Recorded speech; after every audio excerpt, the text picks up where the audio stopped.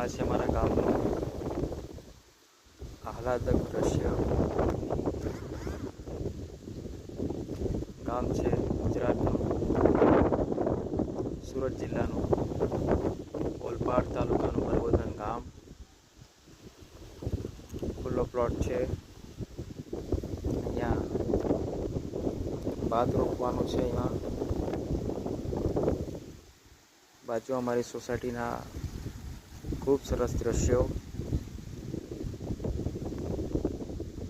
આની અંદર હવે ભાત રોપવાની તૈયારી થશે વરસાદના પાણીમાં. અને આ છે મારી સોસાયટી.